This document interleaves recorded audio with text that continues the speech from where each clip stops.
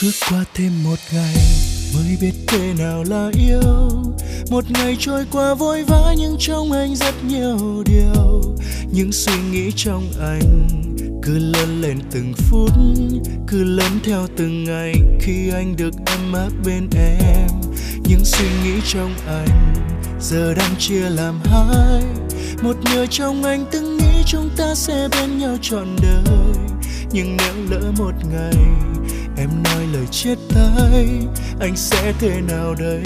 Anh sống thế nào đây? Hãy để cho anh được yêu em trong từng suy nghĩ. Dù là thương thôi nhưng anh cũng thấy vui rồi. Đừng nói chi em ơi, tình yêu không cần nói, chỉ cần cảm nhận thôi, anh nghĩ cũng đủ rồi. Nhiều khi anh từng mơ ngồi một mình cười ngẩn ngơ, chúng ta sẽ được sống trong ngôi nhà đầy trẻ thơ. Có khó không em ơi, nếu giấc mơ này xa xôi thì anh xin được giữ giấc mơ đó ở trong suy nghĩ anh mà thôi.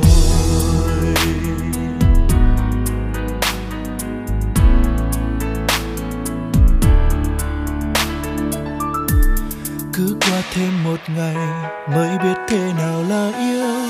Một ngày trôi qua vội vã nhưng trong anh rất nhiều điều.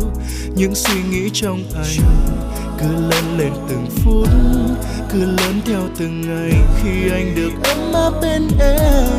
Những suy nghĩ trong anh giờ đang chia làm hai. Một nửa trong anh từng nghĩ chúng ta sẽ bên nhau trọn đời, nhưng nếu lỡ một ngày em nói lời chia tay, anh sẽ thế nào đây, anh sống thế nào đây? Hãy để cho anh được yêu em trong từng suy nghĩ. Dù là thương thôi nhưng anh cũng thấy vui rồi. Đừng nói chi em ơi, tình yêu không cần nói, chỉ cần cảm nhận thôi, anh nghĩ cũng đủ rồi. Nhiều khi anh từng mơ ngồi một mình cười ngẩn ngơ, chúng ta sẽ được sống trong ngôi nhà đầy trẻ thơ. Có khó không em ơi, nếu giấc mơ này xa xôi thì anh xin được giữ giấc mơ đó ở trong suy nghĩ anh mà thôi.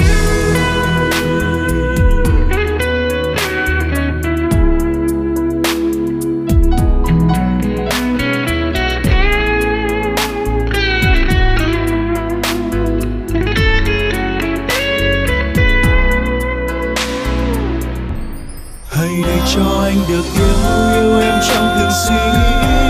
Dù là thương thôi nhưng anh cũng thấy vui rồi. Đừng nói chi em ơi, tình yêu không cần nói, chỉ cần cảm nhận thôi, anh nghĩ cũng đủ rồi. Nhiều khi anh từng mơ ngồi một mình cười ngẩn ngơ, chúng ta sẽ được sống trong ngôi nhà đầy trẻ thơ. Có khó không em ơi, nếu giấc mơ này xa xôi thì anh xin được giữ giấc mơ đó ở trong suy nghĩ anh mà thôi.